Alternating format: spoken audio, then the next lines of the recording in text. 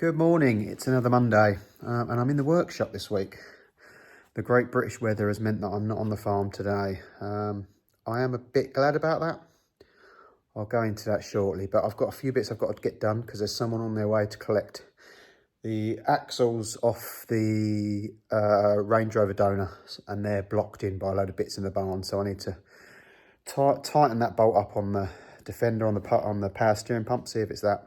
Get it out so I can pull the caravan out to get the axles out, etc, etc. So anyway, let's get into it and I'll explain everything in a while.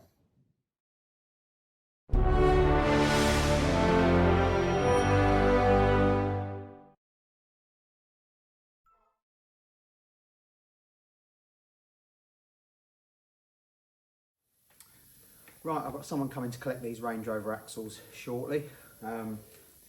They're the ones off the blue donor car, so I just have to get them ready. I nipped up the power steering union on the pump. It probably did half a turn, so hopefully that will stop that dripping. So let's get on with what's been going on. So last week, obviously, I was on the farm. Harvest began. I think I did about 50 odd hours last week. Yeah, I'm not enjoying it at the minute. I'm struggling to get it spot on. I know I've only done it kind of 4 days actually, because one day it was sort of damp and it wasn't dry enough to do, so I was on a digger for a day. That was fine, didn't have a problem with that. But the harvest, yeah, I'm struggling with it. I'm not enjoying it. Driving, reversing, tipping, I can put the trailer in the barn, no problem at all. That is all fine. The bit I'm really struggling with is unloading the combine. I'll nail it, I'll get it spot on, perfect, and then the next time I'll get it wrong. The main problem, that is okay. When I say I get it wrong, either I'm not in the centre or I load it a bit wonky, but you know, that's not really a problem, because I'm not needing to fill it to the top. My trailer takes 1 and a bit. So as long as I get it all in there, once you've gone around a corner or two or braked, it'll all level out. So that's not really the problem. It is getting the idea on when to get to the combine. Obviously, I don't know the fields. I don't know how long it takes. Obviously, the yield's different each time, so you can't really tell. So yeah, it's getting that right, and it's giving me proper anxiety. I'm getting so nervous of a morning. It's making me feel horrible, to be honest. I'm sure it'll come. I'm sure I'll get used to it, but after a week, I've still not got the hang of it, and it's just given me, you know, it's messing in my head a bit. So the fact that it's been raining all weekend has been nice because I've not been there. I've had a couple of days off. I'm here today. It's been raining. It's now stopped, but I don't know if it's going to carry on later today, so I might not be in tomorrow either. But sort of Thursday onwards for at least 10 days, it's going to be nice and dry, so we'll probably be flat out.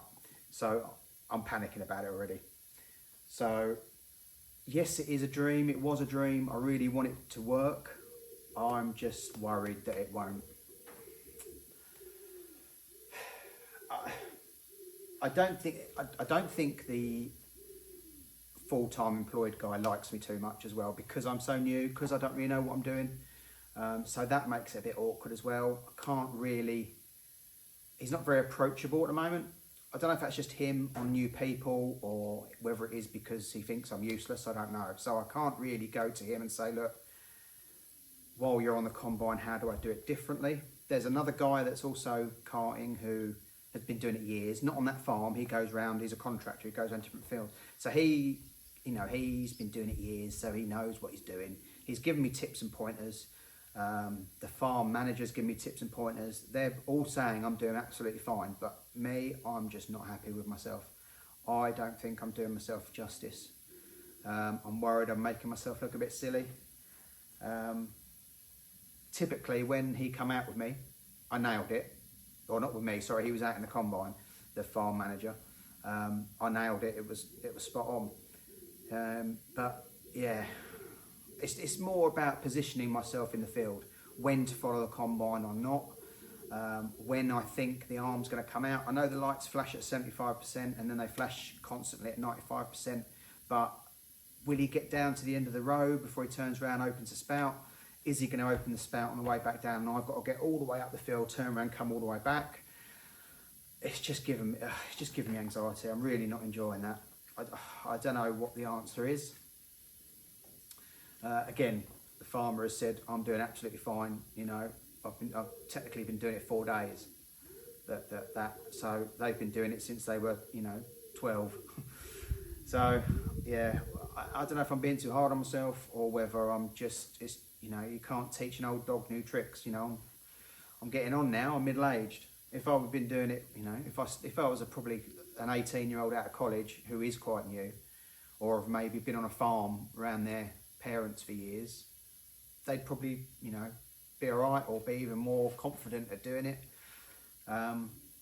Yeah, once I get it wrong, I just get downtrodden and just don't know what to do. So I'm kind of glad of the time away this weekend just to sort of reflect, but I am dead nervous about going back again. So I don't know. Anyway, while I'm in here, these axles are going to go off shortly. I've had a guy who wants a part of a bumper, so I've sorted that out. You saw obviously I washed the Freelander last week, so today my plan is to try and get the inside as clean as I can. At least then it can kind of go off for an MOT while I'm busy on the farm, and then we'll know where we're at with it. So yeah, sorry for waffling, but I just thought I'd try and explain a bit that it's not all, you know, rosy. Yeah, right, let's take a look at the interior of that. I'm going to start in the boot. It was full of rubbish, so I've got to deal with that somehow, but let's get all this cleaned up.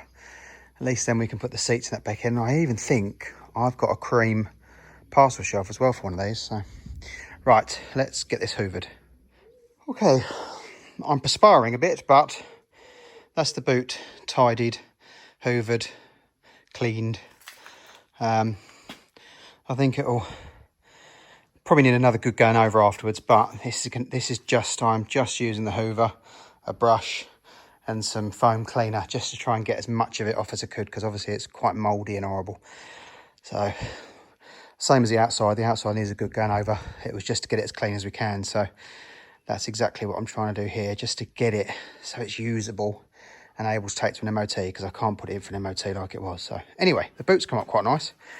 I'm scared about going into the front, or at least the back seats next. Right, the only thing that isn't really coming up clean is the door cards. You can still see remnants on there, so I think I need to get one of them interior cleaners with a brush on the head. But everything else seems to come up all right. I reckon I need to get some leather cleaner. I just used some interior cleaner, but it got, you know, most of the mould off. Carpets all come up all right. There's no mats in the back. Oh, there's a dirty footprint on there. I'll have to clean that one again. But yeah, done all the dashboard, cleaned all the steering wheel up, cleaned all the visors up, sunglasses holder, seats, etc. Yeah, it's come up quite nice. There's a few bits that need replacing. The clock surround behind the wallet there is broken off. The armrest bit, that's come off. That needs replacing or repairing. That tweeter grill over there, the clip's broken, so it doesn't stay on. But other than that, we're pretty much there. Yeah, it's just a shame about these bits. You can see that one's well, I don't know if you can. That one's really quite mucky over there. But yeah, other than that, it's come up all right. It can go for an MOT as it is. That's, you know, it's clean now, more than clean enough now to go for an MOT. But when there was mould everywhere, I can't expect anyone to sit in there. But yeah, so I'm gonna have a cup of tea and I'm gonna quickly go through all them books and see what it came with. Morning. Right, it's Wednesday. Yeah. The weather's still a bit iffy and they haven't asked me to come in, so I'm back here again. I had a smart car in this morning. The roof wouldn't close properly. The guides had snapped and broken. So I managed to get them out of the runners, and then when you shut it, you've only just got to pull it down slightly on the edge and it shuts properly. To change them is a roof off job and he's not interested, he just wants to sell it. So At least he can close it now. It's not going to let any water in. Also, I thought I found one of these. Sorry, I thought I had one of these at home. And it appears I do. I think it's a Freelander one. Let's see.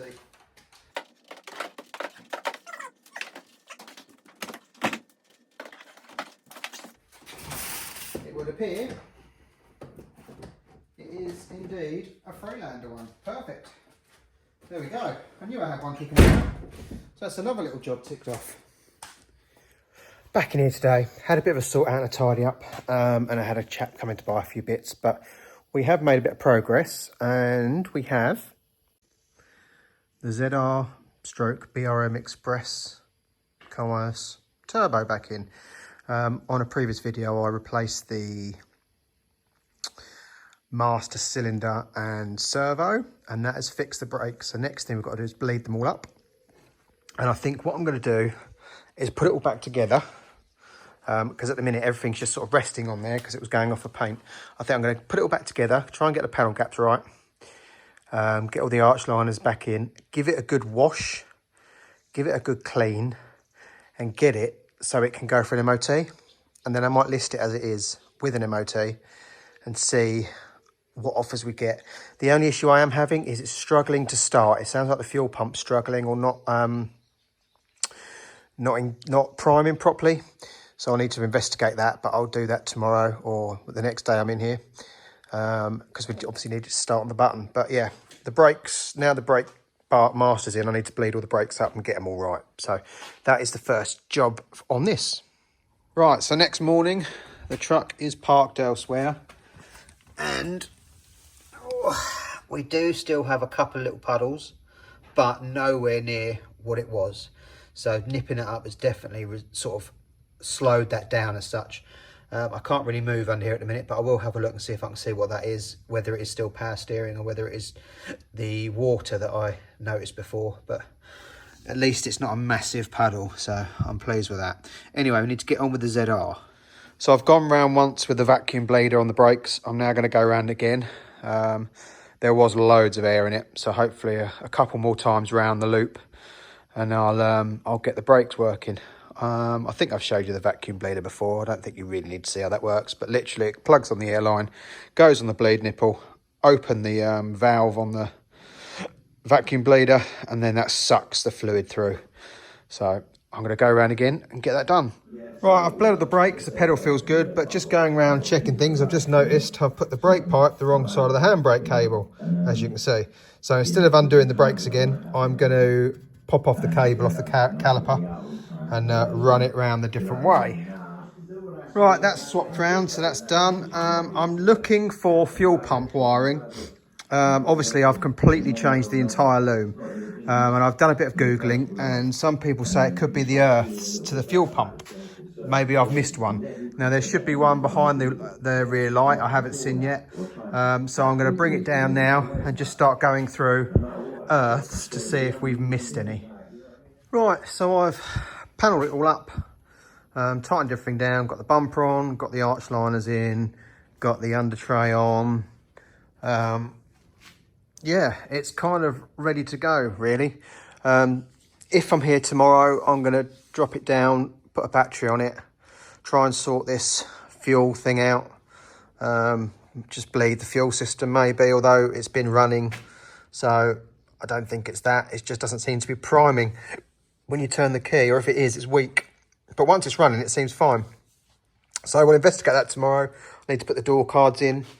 And then I really want to give it a wash down, really, get the jet wash out and give it its first clean. I know it's going to be mix and match colours, but at least it'll be a bit better when it's presentably clean. And then, yeah, if we can get it to run right, we can technically go off for an MOT.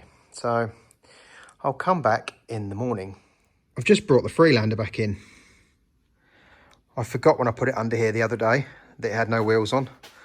I mean, we're just under there, but yeah. I didn't really think about that when I drove in. It was lucky I didn't take the whole lot off the bloody ramp. So I think we'll remove this quite carefully in the morning. Right, I got bored, keep robbing the battery off these two cars. So I've got a nice brand new one for the Freelander. At least that's the right size and the correct one for it. And then that can go back in the van and we haven't got to keep removing batteries. So now I've got to get this out very carefully, not to hit the car above.